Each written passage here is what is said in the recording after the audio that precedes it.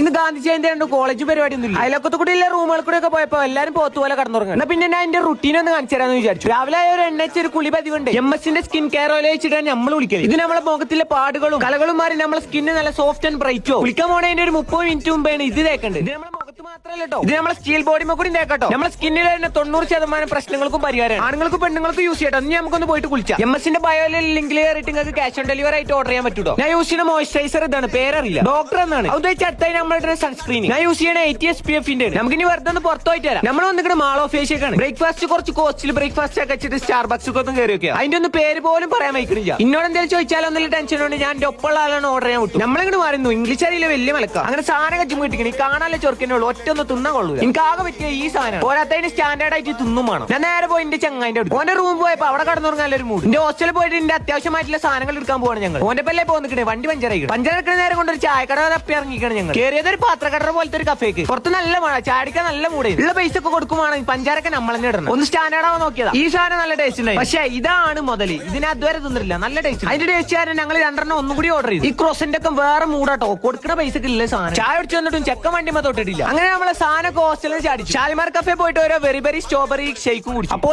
നല്ല മഴ പെയ്തിട്ട് ഒന്നും നോക്കിയില്ല, മയത്താണ്ട് ഇറങ്ങി. മയത്തേക്ക് ആപ്സിന്നാൻ ഒരേ പൂ. അങ്ങനെ നമ്മൾ ആ പൂതിയും കൂടിയാണ് തീർന്നു. പുറത്തേക്ക് ഇറങ്ങിയപ്പോ വെള്ളപ്പൊക്കെ അയക്കണം. അപ്പൊ ബാക്കി നാളെ